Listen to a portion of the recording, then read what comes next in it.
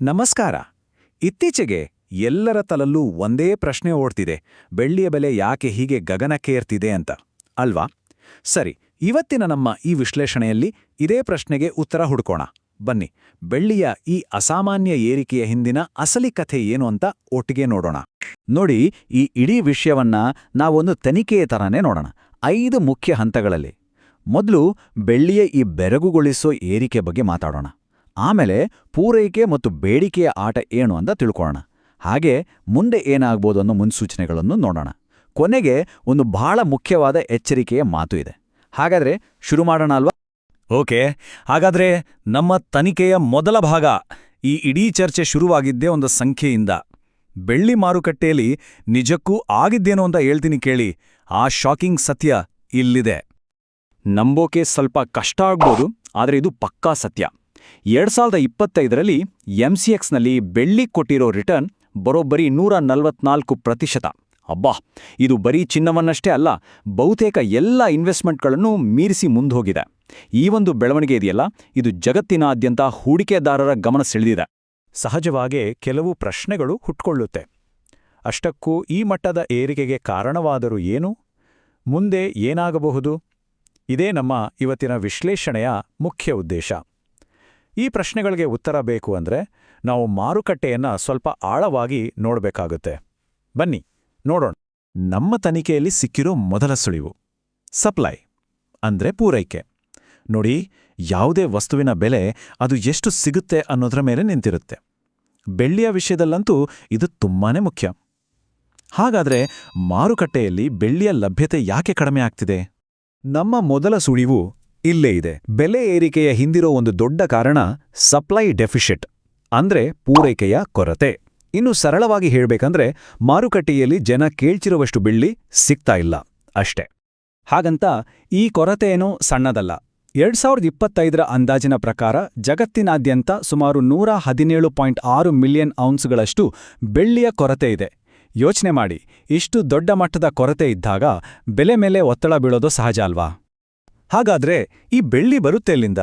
ನೋಡಿ, Mexico, China, ಪೆರು ಇವೆಲ್ಲ ಬೆಳ್ಳಿಯನ್ನ ಅತಿ ಹೆಚ್ಚು ಉತ್ಪಾದನೆ ಮಾಡೋ ದೇಶಗಳು. ಆದ್ರೆ ಇಲ್ಲೊಂದು ಇಂಟ್ರೆಸ್ಟಿಂಗ್ ವಿಷಯ ಇದೆ, ಗಮನಿಸಿ. ಇಡೀ ಜಗತ್ತಿನ ಬೆಳ್ಳಿ ಪೂರೈಕೆ ಕೇವಲ ಬೆರಳೆಣಿಕೆಯಷ್ಟು ದೇಶಗಳ ಕೈಯಲ್ಲಿದೆ. ಇದರಿಂದ ಮಾರುಕಟ್ಟೆ ಮೇಲೆ ದೊಡ್ಡ ಪರಿಣಾಮ ಬೀರುತ್ತೆ. ಈಗ ಒಂದು ಸಹಜವಾದ ಪ್ರಶ್ನೆ ಬರುತ್ತೆ. ಇಷ್ಟೆಲ್ಲ ಕೊರತೆ ಇದೆ ಅಂದಮೇಲೆ ಇನ್ನಷ್ಟು ಗಣಿಗಾರಿಕೆ ಮಾಡಿ ಜಾಸ್ತಿ ಬೆಳ್ಳಿ ತೆಗಿಬೋದಲ್ಲ ಅಂತ. ಆದ್ರೆ ಬೆಳ್ಳಿಯ ವಿಷಯದಲ್ಲಿ ಕಥೆ ಅಷ್ಟು ಸುಲಭವಲ್ಲ. ಇಲ್ಲೇ ಇದೆ ನೋಡಿ ಇಡೀ ಒಗಟಿನ ಕೀಲಿ. ಜಗತ್ತಿನಲ್ಲಿ ಸಿಗೋ ಬಹುಪಾಲು ಬೆಳ್ಳಿಯನ್ನ ಬೆಳ್ಳಿಗಾಗಿಯೇ ಅಂತ ಗಣಿಗಾರಿಕೆ ಮಾಡೋದಿಲ್ಲ. ಸುಮಾರು 72% ಬೆಳ್ಳಿ ತಾಮ್ರ, ಚಿನ್ನ, ಸತು, ಸೀಸದಂತಹ ಬೇರೆ ಲೋಹಗಳನ್ನು ತೆಗೆಯುವಾಗ ಜೊತೆಯಲ್ಲಿ ಸಿಗೋ ಒಂದು ಬೈ ಪ್ರಾಡಕ್ಟ್ ಅಷ್ಟೇ. ಇದರ ಅರ್ಥ ಏನ್ ಗೊತ್ತಾ? ಬೆಳ್ಳಿಯ ಪೂರೈಕೆ ಹೆಚ್ಚಾಗಬೇಕು ಅಂದ್ರೆ ಆ ಬೇರೆ ಲೋಹಗಳ ಬೇಡಿಕೆ ಮತ್ತು ಉತ್ಪಾದನೆ ಕೂಡ ಹೆಚ್ಚಾಗಬೇಕು. ಇದೇ ನೋಡಿ ಮಾರುಕಟ್ಟೆಯ ಮುಂದಿರೋ ದೊಡ್ಡ ಸವಾಲು. ಸರಿ, ಇದು ಪೂರೈಕೆಯ ಕಥೆ ಆಯ್ತು. ಹಾಗಾದ್ರೆ ನಾಣ್ಯದ ಇನ್ನೊಂದು ಮುಖ ಅಂದ್ರೆ ಡಿಮ್ಯಾಂಡ್, ಬೇಡಿಕೆಯ ಕಥೆ ಏನೋ? ಇಲ್ಲೂ ಕೂಡ ಒಂದು ಇಂಟ್ರೆಸ್ಟಿಂಗ್ ಟ್ವಿಸ್ಟ್ ಇದೆ. ನೋಡಿ, ಇದೊಂಥರ ಆಶ್ಚರ್ಯದ ವಿಷಯ. ಬೆಳ್ಳಿಯ ಅತಿ ದೊಡ್ಡ ಬೇಡಿಕೆ ಅಂದ್ರೆ ಸುಮಾರು 59% ಬರೋದು ಇಂಡಸ್ಟ್ರಿಯಲ್ ಯೂಸ್ನಿಂದ, ಅಂದ್ರೆ ಕೈಗಾರಿಕೆಗಳಿಂದ. ಚಿನ್ನಕ್ಕೂ ಬೆಳ್ಳಿಗೂ ಇರೋ ದೊಡ್ಡ ವ್ಯತ್ಯಾಸವೇ ಇದು. ಚಿನ್ನವನ್ನ ಹೆಚ್ಚಾಗಿ ಆಭರಣ, ಹೂಡಿಕೆಗೆ ಬಳಸ್ತಾರೆ, ಆದ್ರೆ ಬೆಳ್ಳಿ ಮಾಡರ್ನ್ ಟೆಕ್ನಾಲಜಿಯ ಒಂದು ಪ್ರಮುಖ ಭಾಗ. ಒಟ್ಟಾರೆಯಾಗಿ ಹೇಳೋದಾದ್ರೆ ಈ 5 ಮುಖ್ಯ ಕಾರಣಗಳು ಬೆಳ್ಳಿಯ ಬೇಡಿಕೆಯನ್ನ ಎಲ್ಲಿಗೋ ಕೊಂಡೊಯ್ತಿವೆ. ಒಂದು ಕಡೆ ಇಂಡಸ್ಟ್ರಿಗಳು, ಇನ್ನೊಂದು ಕಡೆ ಸೆಂಟ್ರಲ್ ಬ್ಯಾಂಕ್ಗಳು, ಮತ್ತೊಂದು ಕಡೆ ನಿಮ್ಮ ಹಾಗೆ ಸಣ್ಣ ಪುಟ್ಟ ಹೂಡಿಕೆದಾರರು, ಹೀಗೆ ಎಲ್ಲರೂ ಬೆಳ್ಳಿಯನ್ನ ಕೊಳ್ಳೋಕೆ ಮುಗಿಬಿದ್ದಿದ್ದಾರೆ. ಈ ಕೈಗಾರಿಕಾ ಬೇಡಿಕೆಗೆ ಒಂದು ಒಳ್ಳೆ ಉದಾಹರಣೆ ಕೊಡ್ತೀನಿ. ಒಂದು ಸಾಮಾನ್ಯ ಪೆಟ್ರೋಲ್ ಕಾರ್ಗೆ ಹೋಲಿಸಿದ್ರೆ ಒಂದು ಎಲೆಕ್ಟ್ರಿಕ್ ಕಾರ್ಗೆ ಸುಮಾರು ಡಬಲ್ ಬೆಳ್ಳಿ ಬೇಕಾಗುತ್ತೆ.